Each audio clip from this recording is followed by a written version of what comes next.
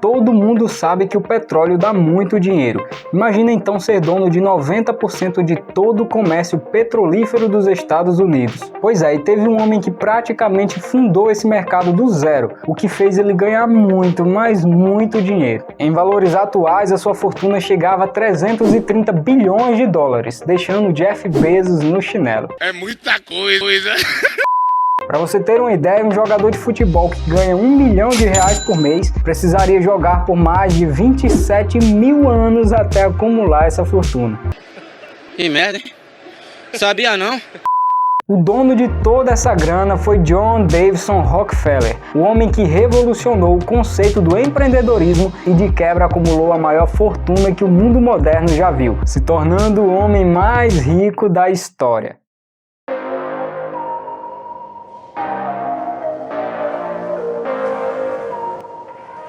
Fala meus amigos, como é que vocês estão? Meu nome é Jefferson Freire e no Mundo Relato de hoje você vai conhecer a incrível história de John Rockefeller. Como um garoto pobre conseguiu se tornar o homem mais rico do mundo. Então vai logo se inscrevendo aqui no canal e ativando as notificações para o YouTube te avisar quando sair vídeo novo aqui no canal, beleza?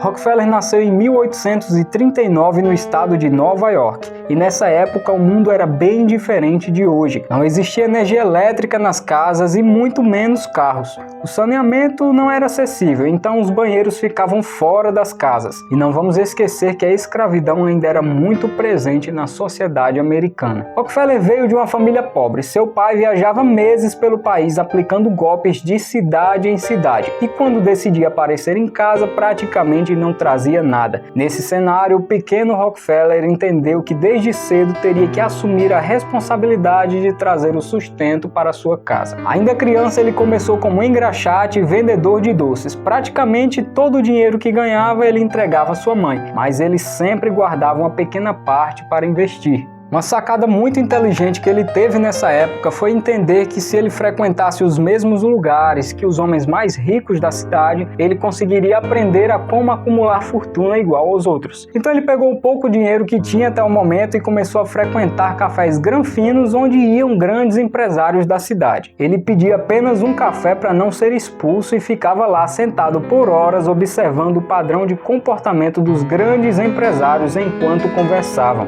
E eu vou confessar que só isso daí já me chamou muita atenção nele, porque em uma época onde a informação era muito escassa e praticamente destinada aos ricos, aquela criança já entendia que investir o seu dinheiro para aprender com os melhores era o melhor investimento que ele podia fazer. Aos 12 anos ele já tinha juntado $50, o que equivale a $1.500 nos dias de hoje, ou R$8.500. E o menino estava disposto a multiplicar esse dinheiro, então desde novo ele conheceu o poder dos juros compostos e começou a emprestar dinheiro a fazendeiros vizinhos para receber com juros. Com o passar do tempo, o pequeno garoto se tornou um homem que sabia lidar muito bem com o dinheiro. Mas uma qualidade admirável em Rockefeller é que ele não era bom apenas em acumular riqueza, mas ele também tinha um senso de compartilhar. Isso porque ele doava para a caridade 10% de todo o dinheiro que ganhava. Seu lado filantrópico começou desde cedo e durou até o último dia da sua vida, se tornando uma das pessoas que mais doou dinheiro na história.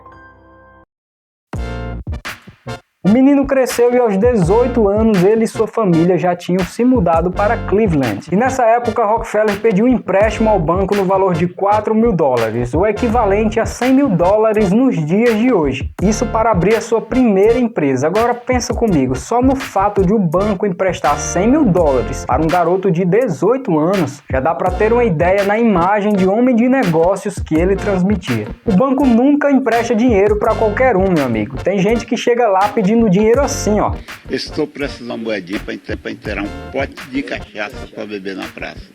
E uma coisa eu te garanto, é a única verba que você vai aplicar dentro do teu país que não vai ser desviada.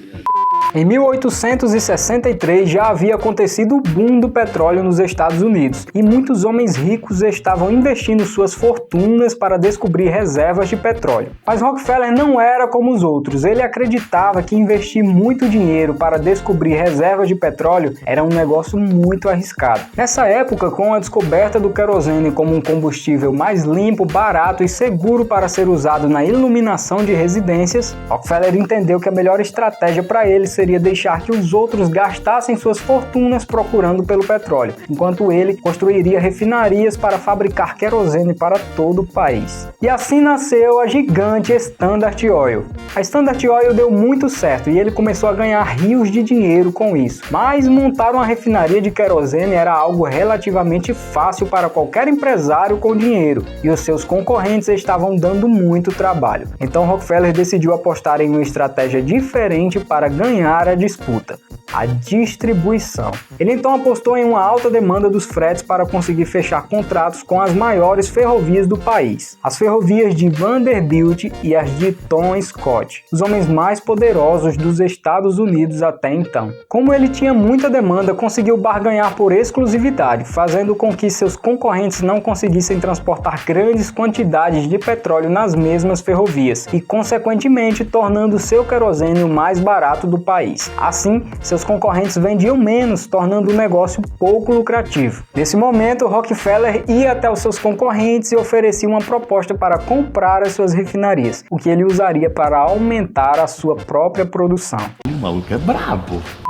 Então começa a surgir o segundo problema. Com tanto petróleo, Rockefeller tinha cada vez mais barganha para baixar os preços dos transportes. Isso deixava as ferrovias de Vanderbilt e Tom Scott cada vez mais dependentes da Standard Oil. E para quem é do mundo dos negócios já sabe, quando uma empresa tem grande parte do seu faturamento vindo de um único cliente, você tá ferrado. Isso fez com que Vanderbilt e Tom Scott deixassem suas diferenças de lado e se unissem contra a Standard Oil, exigindo uma elevação na taxa dos transportes. Praticamente os caras disseram: se você não pagar mais pra gente, a gente não transporta o seu petróleo. Bom, naquela época a única forma de transportar petróleo por um país inteiro era por meio de ferrovias. Então já dá pra imaginar que foi um baita de um checkmate em cima de Rockefeller. Mas aquele cara sempre tinha uma carta na manga. Rockefeller precisava descobrir uma forma de transportar o petróleo sem ser por meio de ferrovias. Então ele observou como o óleo era transportado dentro da refinaria, que no caso era por meio de tubos de ferro. Então ele decidiu construir uma linha de dutos para transportar o petróleo desde os poços de produção até as suas refinarias, ligando os maiores campos de extração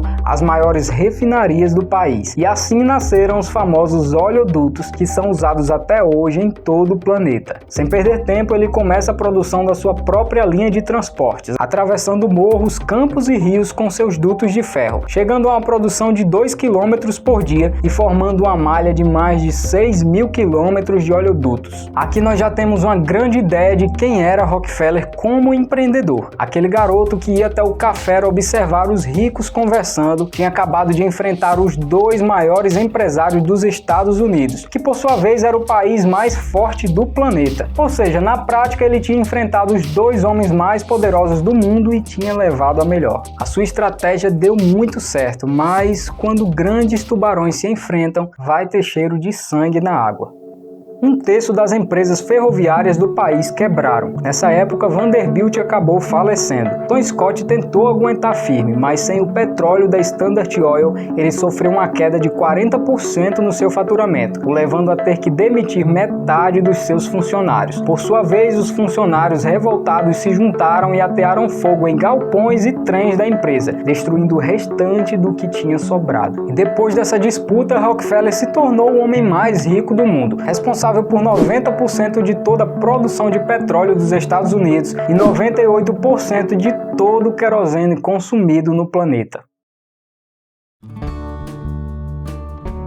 No final do século XIX, a Standard Oil já era uma gigante e não tinha concorrente que pudesse tirá-la do trono. Mas nessa época, dois grandes inventores estavam trazendo uma solução que seria capaz de derrubar o império de Rockefeller. E esses dois homens eram Nikola Tesla e Thomas Edison. Ambos estavam trazendo soluções que levariam a iluminação elétrica até a casa dos cidadãos americanos. E como naquela época a iluminação era feita pelo querosene produzido pela Standard Oil, seria só questão de tempo até que as lâmpadas elétricas substituíssem o querosene, e esse seria o fim de Rockefeller. Percebendo isso, ele decidiu se reinventar e trazer um novo produto: E nessa mesma época, Henry Ford tinha acabado de fundar o modelo de produção fordista, capaz de produzir carros em uma linha de produção tão eficiente que esses veículos se tornavam mais baratos e já não eram mais um item de luxo para a população rica. Agora os carros eram acessíveis à população de classe média. Com os motores a combustão, os carros de Henry Ford precisavam de um combustível seguro e padronizado, e essa era a oportunidade que Rockefeller precisava.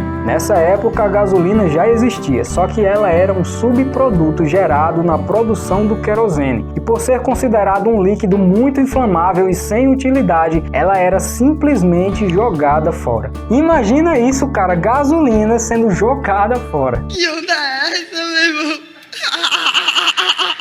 E esse novo produto era a solução que Rockefeller precisava, e agora ele estava firme e forte no ramo das megacorporações, mostrando mais uma vez o seu potencial como empreendedor. Mas, como nem tudo são flores, Rockefeller ainda teria que enfrentar o seu maior desafio: o governo dos Estados Unidos. O governo americano estava entendendo que Rockefeller representava um certo perigo. Isso porque ele continha um monopólio da produção de petróleo, e o medo do governo é que esse monopólio se espalhasse por outros setores da economia. Então, em 1890, o governo dos Estados Unidos aprovou o Sherman Antitrust Act, uma lei que dava poder aos governantes para criar regulamentações comerciais com o intuito de impedir o monopólio e as práticas anticompetitivas no mercado. O governo demorou mais de 20 anos para conseguir fracionar a Standard Oil, o que deu um bom tempo a Rockefeller para criar soluções. E conhecendo a história dele, já dava para imaginar que ele acharia uma saída. E a solução que ele encontrou foi criar a Standard Oil Trust, uma empresa que comandava dezenas de outras empresas. Nessa época, Rockefeller já comandava 20 mil poços de petróleo, 6 mil quilômetros de oleodutos e empregava 100 mil pessoas. Em 1911, a Standard Oil se dividiu em 34 empresas, e Rockefeller continuou como acionista majoritário em todas elas. E com o tempo, Rockefeller conseguiu fundir algumas de suas empresas de volta. Várias delas estão muito bem obrigadas até hoje. Um bom exemplo disso é a ExxonMobil, a Chevron e a BP. É incrível pensar em como ele conseguiu montar um império saindo da pobreza e em uma época onde a informação era extremamente escassa. E o que me vem à cabeça é que se ele conseguiu fazer tudo isso naquela época, o que eu e você somos capazes de fazer hoje com tanta informação na nossa mão. Especialistas dizem que uma criança de 10 anos hoje recebe mais informações do que um imperador romano como Júlio César recebia na época em que praticamente dominava o mundo. O que fez Rockefeller ter tanto sucesso foram suas ideias inovadoras no mundo dos negócios. E para você ser inovador hoje, uma das coisas que precisa é ter acesso às informações que a maioria das pessoas não tem. E eu vou te dizer que as melhores informações estão todas em inglês. Isso porque leva um tempo até que as informações novas que surgem no mundo sejam traduzidas para o português. E é por isso que quem fala inglês está anos à frente de quem não fala. O inglês se tornou uma necessidade para quem quer ser inovador nos dias de hoje. Inclusive, eu vou deixar um link aqui na descrição do vídeo de um curso de inglês que eu recomendo para quem quer começar a aprender de forma simples e eficiente. Vai lá agora e dá uma conferida. É um curso barato que vale muito a pena. Meus amigos, e o Mundo Relato de hoje vai ficando por aqui. Se você gostou do vídeo, se inscreve no canal e não esquece de ativar as notificações. Também dá um like no vídeo para o YouTube entender que você gosta do conteúdo e continuar te recomendando. Por hoje é só e até o próximo vídeo. Fui!